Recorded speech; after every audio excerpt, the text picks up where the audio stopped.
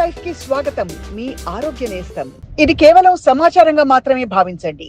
ఈ సమాచారం ఆధారంగా ఆరోగ్య సమస్యలకు సంబంధించిన నిర్ణయాలు తీసుకోవద్దు.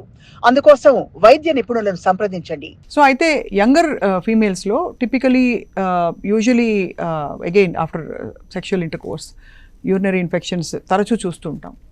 సో మీరు అన్నట్టుగా first thing is honeymoon cystitis అండి.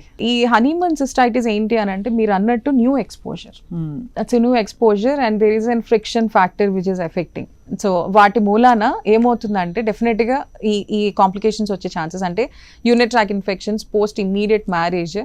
పాపం చాలా మంది 1 సంవత్సరం వరకు కూడా నా చుట్టూ తిరిగే వాళ్ళు ఉంటారు. అంటే ఎవ్రీ 3 months పాపం వాళ్ళకి రికరెంట్గా వస్తూ ఉంటుంది.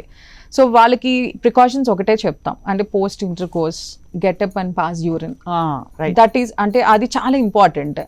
And better maintain hygienic, drink lots of water. ఇప్పుడు మనం అనుకున్న ప్రికాషన్స్ అన్ని తీసుకుంటే కొంచెం వాటిని అవాయిడ్ చేసే ఛాన్సెస్ ఉంటాయి. ఇవి డేంజరస్ ఆ డాక్టర్ అని అడిగితే they are not very dangerous, కానీ రికరెన్స్ మాత్రం ఇట్ విల్ టేక్ కొంచెం టైం పట్టేవి. So don't give up. పాపం సైకలాజికల్గా డిప్రెషన్లోకి వెళ్ళిపోతూ ఉంటారు, డాక్టర్ ఐమ్ గెటింగ్ రిపీటెడ్లీ అని. టేక్ ప్రికాషన్స్ అని ముందుకి పుష్ చేస్తూ ఉంటాం. మనకి అంటే ఏ స్టేజ్లో వచ్చినా కూడా UTI is pretty simple and straight forward.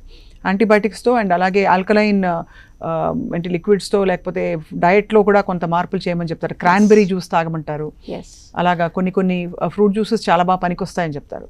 So మీరు అన్నట్టుగానే యూజువలీ ఓపీలో మా ఇన్స్ట్రక్షన్స్ అలా ఫ్లోలో చెప్తూ వెళ్ళిపోతే కనుక first thing is coconut water, second is మజ్జిగ, బికాజ్ మజ్జిగ is a very good probiotic అండి.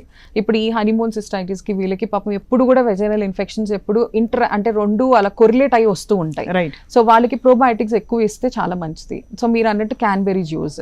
సో క్యాన్బెర్రీ జ్యూస్ ఇస్ లైక్ మళ్ళీ డయాబెటిక్ పేషెంట్స్కి వాళ్ళకి డిఫరెంట్గా ఉంటుంది. సో షుగర్స్ పెరిగే ఛాన్సెస్ ఎక్కువగా ఉంటాయి. సో కొంచెం ఆల్కలైన్ బేసిక్ వాటర్, కొంతమంది వేడి వాటర్ చల్ల వాటర్ అని కూడా అడుగుతూ ఉంటారు. Room temperature water is always better అంటే. సో జనరలీ సో ఇంతవరకు కనుక ఆల్కలైన్గా పెట్టుకొని తీసుకెళ్ళిపోతూ ఉంటే డెఫినెట్గా we can avoid our self. ఇది కేవలం సమాచారంగా మాత్రమే భావించండి. ఈ సమాచారం ఆధారంగా ఆరోగ్య సమస్యలకు సంబంధించిన నిర్ణయాలు తీసుకోవద్దు. అందుకోసం వైద్య నిపుణులను సంప్రదించండి.